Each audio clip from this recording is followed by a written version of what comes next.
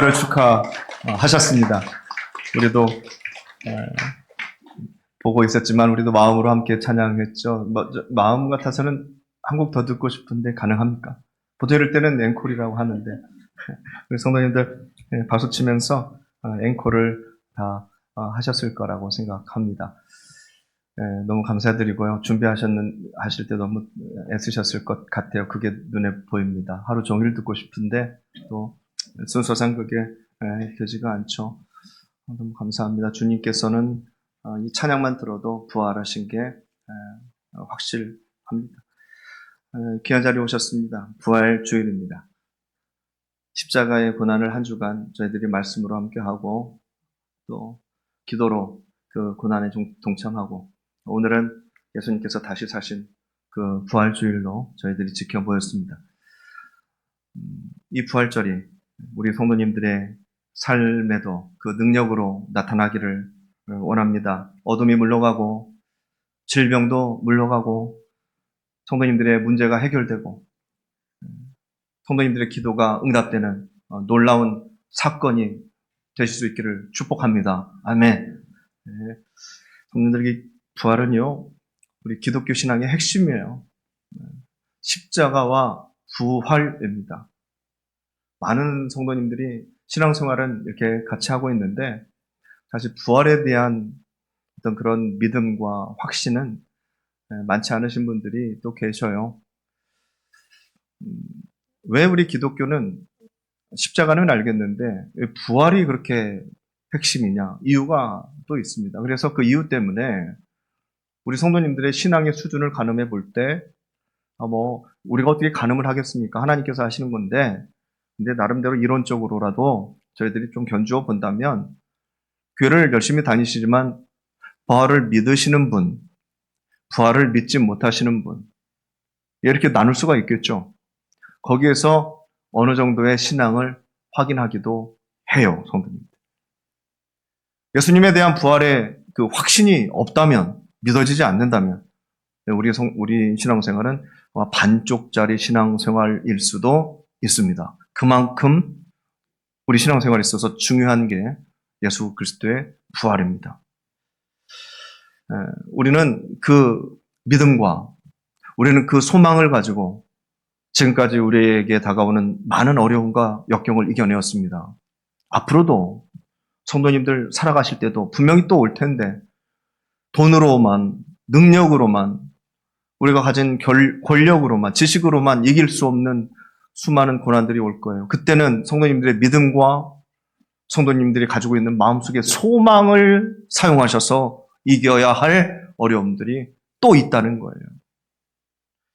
따라서 혹여 오늘 이 자리에 참석하신 우리 성도님들 중에서도 부활이 믿어지지 않는다, 부활이 좀 애매모호하다 하신 성도님들은 성령님의 큰 은혜가 임하셔서 반드시 그 부활의 예수님의 사건과 능력을 받아들이시기를 바랍니다.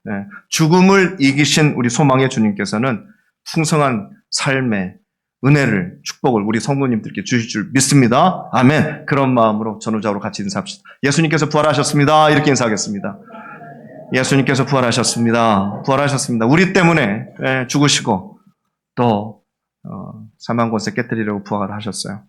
자, 오늘 우리가 봉독한 고린도전서 말씀은, 특히 15장 말씀은 부활장으로 유명합니다. 부활장. 사도 바울이 예수 그리스도의 부활에 대한 사건과 의미를 이렇게 선포해 주셨는데요. 그러니까 나름대로 총정리를 해놓으신 말씀이 고린도전서 15장이라고 생각하시면 되실 겁니다. 그 증거를 따라가 보겠는데요. 짧은 시간인데 우리 성도님들 좀 집중해 주시기를 바랍니다. 사도 바울은요, 예수 그리스도의 부활을 사실로 여겼습니다.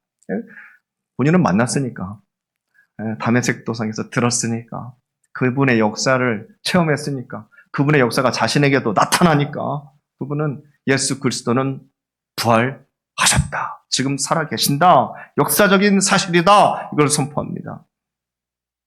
예수님께서는 정말로 죽으시고 다시 살아나셔서 제자들에게 보이셨습니다.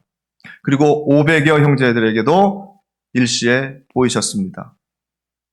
그 사람들이 예수님을 본 사람들이, 다시 살아나신 예수님을 본 사람들이 고린도전서가 쓰여질 당시에도 대략 살아 계셨습니다.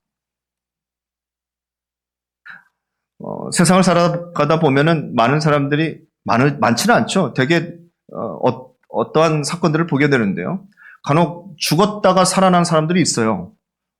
병원에서도 그렇고 뭐 장례 치르려고 하다가도 그런 사건이 집안에서 있기도 했고요. 아니면 아이들 장난하다가 떨어졌는데 그런 사고가 있기도 합니다. 다시 살아나서 사고가 사건이 되기도 하죠. 그런데 우리는 그걸 부활이라고 하지 않습니다. 부활은요, 우리가 신앙적으로 해석하는 부활은 죽었다가 다시 살아나서 영원히 사는 것을 부활이라고 합니다. 그냥 죽었다가 살아났다고 해서 다 부활이라고 하지 않습니다. 그렇게 해서 뭐예요? 다시 살아났다가 또 죽을 텐데. 몰라요. 본인이 어떻게 다시 살아났는지도 모르고 이유도 모르고 여러 가지 이상한 이야기들은 난무하지만 정확한 건 없습니다. 근데 죽었다가 다시 살아나서 영원히 사는 사람은 없어요. 예수님밖에 없죠. 그래서 우리는 예수님께 부활하셨다고 합니다. 그 증거를 사도 바울은 선포하고 있는 거예요. 역사적인 사실이다. 내가 보았다. 고린도전서 15장 3절에서 6절까지의 말씀을 제가 읽어드리면, 그리스도께서 우리 죄를 위하여 죽으시고 장사 지낸 바 되셨다가 성경대로 사흘 만에 다시 살아나사 게바에게 보이시고 후에 12제자에게와 그 후에 500여 형제에게 일시에 보이셨나니 그 중에 지금까지 대다수는 살아있고 어떤 사람은 잠들었으며. 예수님께서 십자가에 달려 죽으신 것 사람들이 인정합니다. 본 사람들이 있으니까.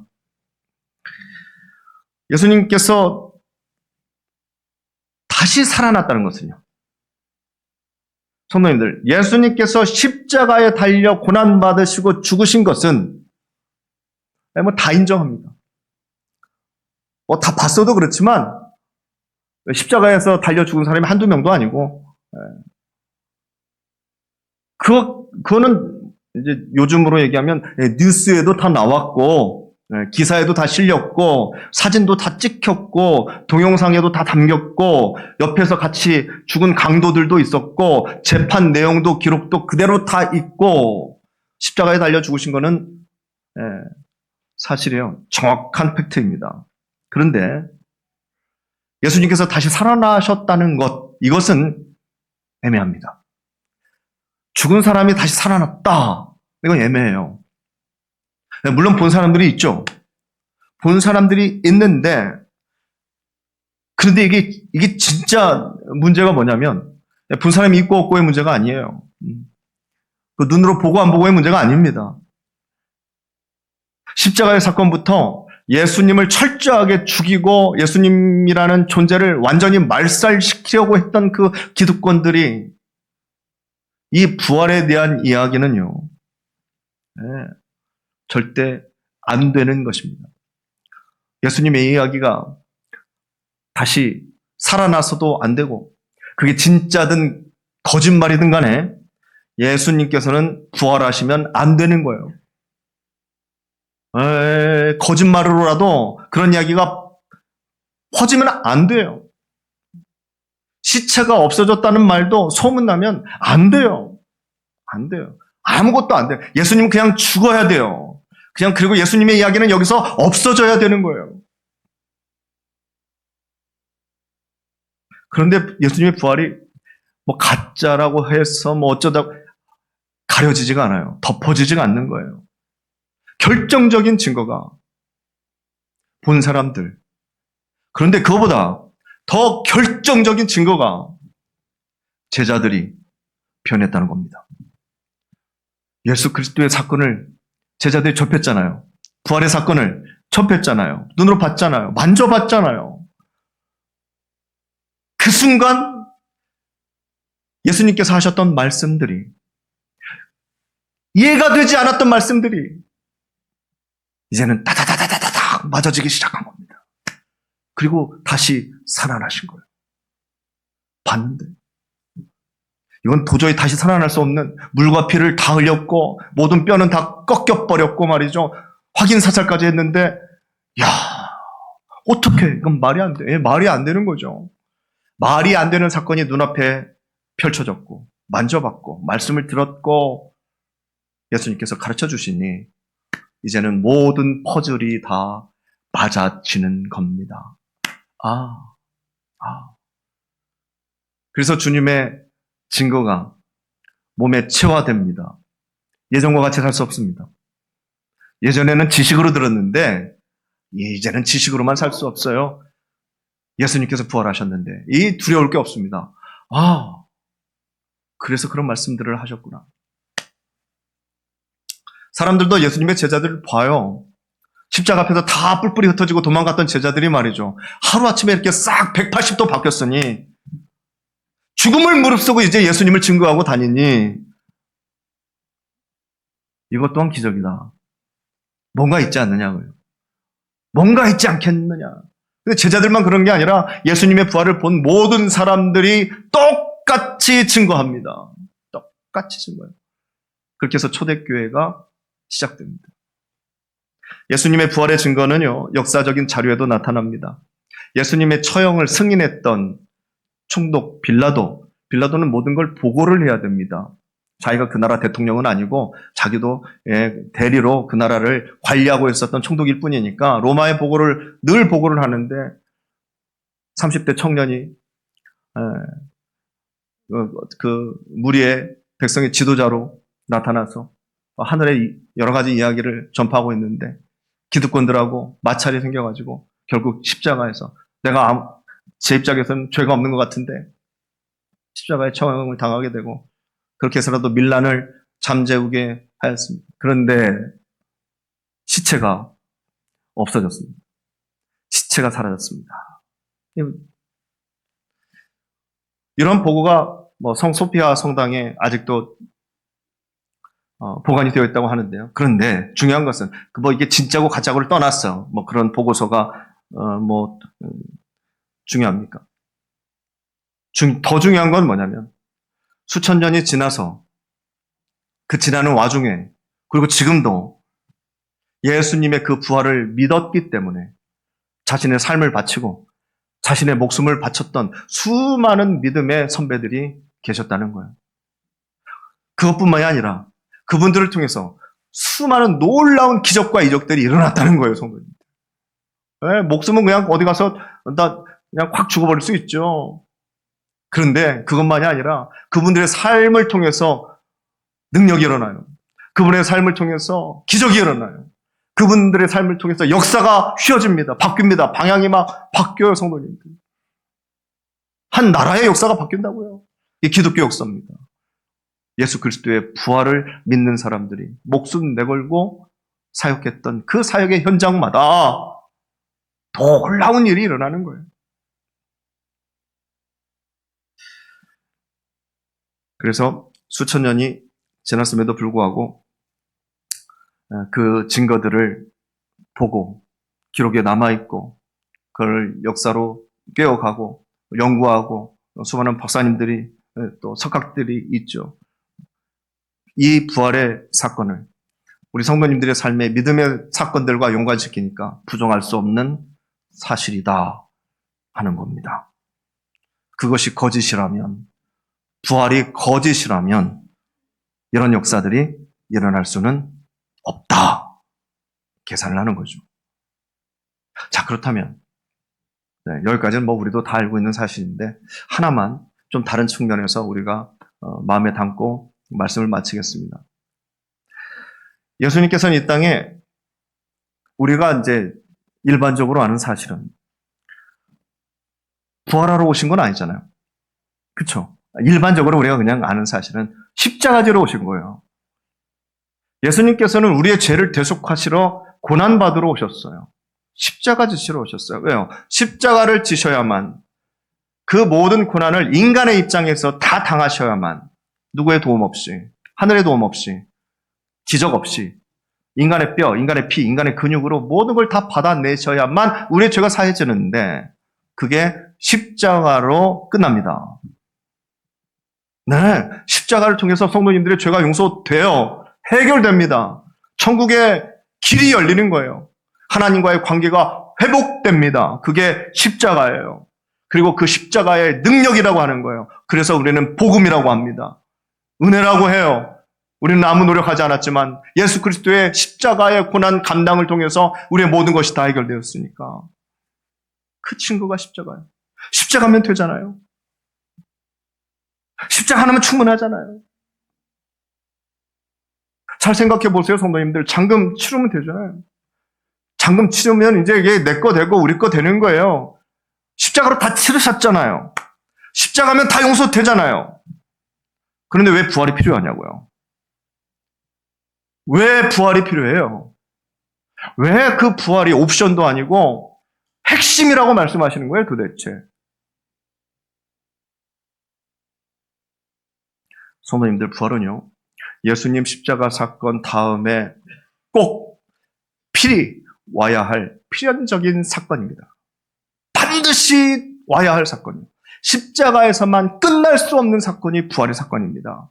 네, 십자가를 통해서 죄의 사건은, 성도님들의 죄는 해결되겠죠. 죄는 해결됩니다. 온 인류의 죄를 십자가를 통해서 다 지불을 하셨어요, 예수님께서. 계산됐어요. 십자가로. 그럼 죄가 해결되잖아요.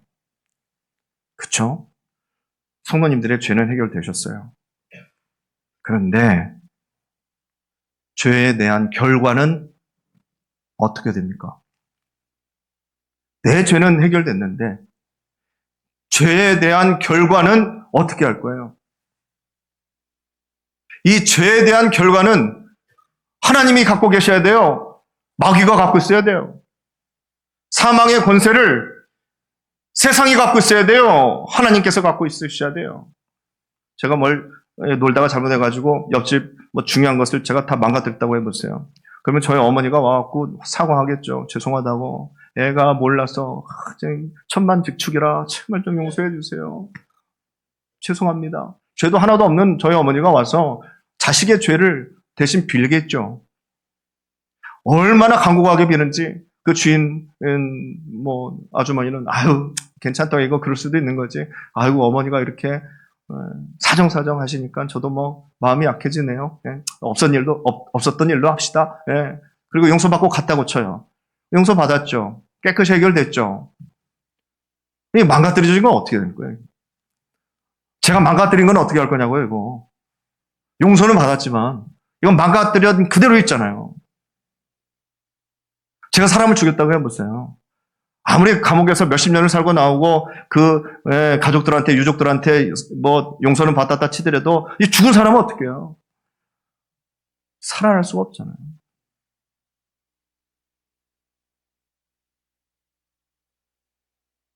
예수님은요, 우리의 죄만 용서하는 것이 아니라 뭘 해결하셔야 되냐면 사망이라는 것을 해결하셔야 돼요. 사망이라는 것은. 왜요? 사망은 무엇의 결과예요? 죄의 결과입니다. 이 죄의 결과를 해결하셔야 돼요. 주님은. 그걸 무엇으로 해결하셨어요? 부활로 해결하신 거예요. 봐라! 내가 살아났다. 사람들은 다 죽음이 끝인 줄 알았어요. 죽음으로 협박했잖아요. 너 죽여. 죽을 거야? 죽을 거야. 죽음은 두렵고 은전 30은 좋아요. 네. 이거 안 받고 예수님 따라다니면 너도 같이 죽을 거야. 죽을 거야. 죽음은 두려워요. 가장 겁나는 삶의 협박 아니에요. 세상 최고의. 죽이겠다면 다 주잖아요. 성도님들. 근데 예수님은 그거 아니야. 죽는 것으로 끝나는 거 아니야. 죽음의 협박에 굴복하지 마. 내가 그거 깨뜨리러 왔어. 사망의 권세를 어둠이 잡고 있잖아. 아니야. 그건 죄의 결과일 뿐이야. 내가 다 부셔버릴게. 하고 예수님께서는 부활로, 십자가 이후의 부활로 죽음의 권세를 다 깨뜨려 버렸어요. 와장창 깨뜨려 버렸어요. 이걸 봤죠, 사람들이. 이걸 보니까 죽음이 끝이 아닌 걸 알게 된 거예요. 눈으로 보고 만져보고. 그러니까 초대교회 성도님들은 전투력이 어마어마합니다. 네. 증인들이니까, 산 증인들이니까 목숨 걸고 복음을 전파합니다. 이게 전부가 아니야. 이게 전부가 아니야. 이 세상을 창조하신 분 하나님, 우리의 죄를 용서하시러 그 아들 보내셔서 십자가에 달려 죽으셨어. 그리고 다시 살아나셨어. 절대적으로 너희들이 죽은 사람은 다시 살아날 수 없다. 그래서 죽음으로 우리를 협박하고 죽음이 두렵게 하고 죽음으로 모든 것을 옥죄고 있는 너희들, 나는 하나도 안 무섭다. 왜? 우리도 부활할 것이기 때문에. 주님께서 그걸 보여주셨고 가르쳐주셨고 우리에게도 약속하셨기 때문에. 초대교회 교우들의 신앙이었습니다. 우리 주님은 십자가로 우리의 죄를 해결하셨다면 부활로 우리의 사망을 해결하셨습니다. 그래서 십자가와 부활은 늘 함께 따라다닐 수밖에 없습니다. 사랑하는 성도님들, 성도님들의 인생도 십자가에서만 머물지 마시고 꼭 부활의 승리까지, 부활의 능력까지, 사망을 두려워하지 않을 수 있는, 그걸 깨뜨리고 하늘나라의 놀라운 영생을 보여주시고 너희들도 부활할 거야. 믿는 자에게 주어진 이 놀라운 특권을 성도님들의 삶 속에서 누리실 수 있는, 그래서 세상에 아무리 큰 문제라도 그가 앞에서는 아무것도 아닌 문제가 되고 작아지는 문제가 되고, 그래 사망아 네가 쏘는 게 무엇이냐, 사망아 네가 뭔데 나를 협박하느냐 하면서 남은 인생을 승리로 이끌어 가실 수 있는 우리 믿음의 자녀들이 다 되실 수 있기를 축복합니다. 기도하겠습니다.